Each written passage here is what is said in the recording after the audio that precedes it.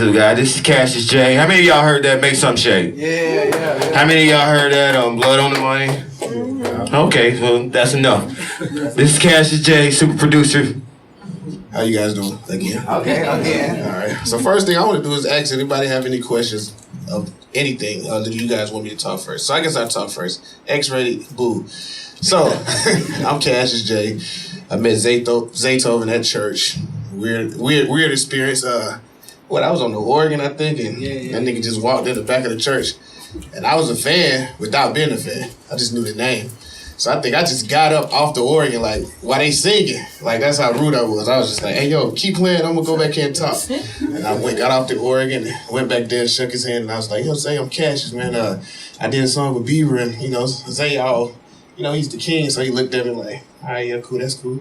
So he's like basically brushing me off. I was like, nah, nigga, we got to work, man. We got to link.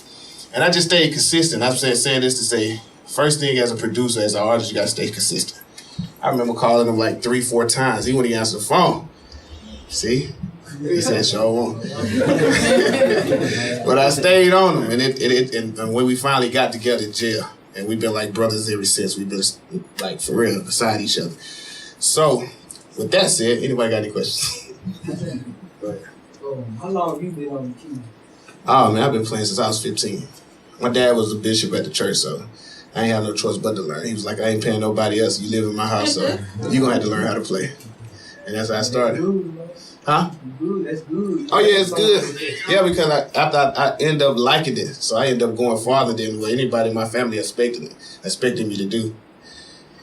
Did you reach out to Kodak Black for them beats on that last instance? Man, you know what? I met Kodak Black last year at the Revolt conference. Just walking in a hotel, just bumped into him. They was like, "It's Kodak. This the next." I remember me and Zay saw him on stage performing. I paid him no mind, but he was like, "Hey man, I'm the next artist. I need some beats from you and Zay." I was like, "Shit, I'm finna send him right now." And all the beats I sent that he rapped on, I sent him literally that day in Miami. Yeah. And he rapped on at the same time. Yeah, so now we build a relationship. What's like your production process like? I know me personally, like I hear like my 808s and then like I pitch them with a gritty ETC, but then like I build it around the 808 and I feel like it's a heartbeat.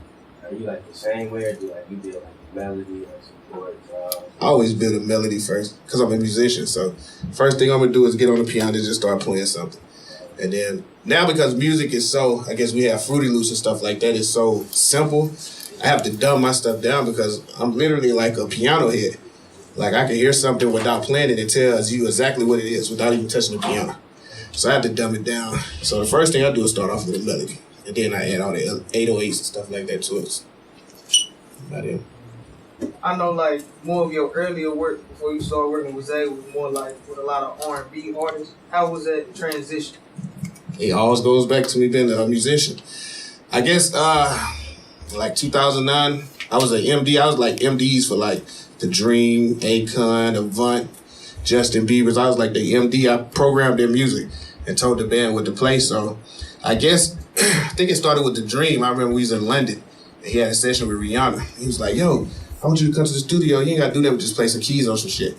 And I was like, cool. Well, I'm going to go do this just so I could meet Rihanna. But what happened was her grandma or something ended up having, I don't know if you guys remember, her grandma passed or her mom passed or somebody had ended up dying in her family. So she didn't even make it to the session. But I watched The Dream make this whack beat.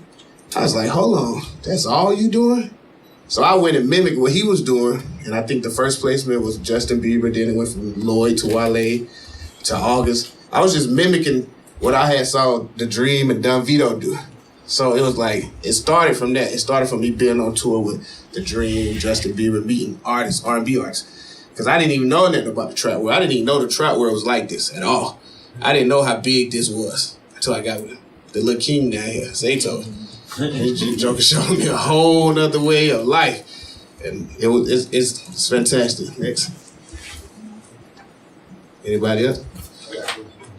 As far as like R&B and then trap music, how important is like chord progression and stuff like that? You like do like chord progressions or you kind of focus more on like melodies? Well now, man, like this shit has changed a lot. If you listen to Thug and you listen to Future, it used to be like Watt had just that gritty boom, it was like that. But now when you listen to Thug, these guys got like chords and melodies. If you listen to Rich Homie chord, so music, it ain't about nothing right now. If you can get a good melody and put some drums behind it, they gonna rap on it. It's totally different right now because I guess it's so oversaturated. So right now everybody rapping. If it sounds good, they gonna rap on it. So it ain't really.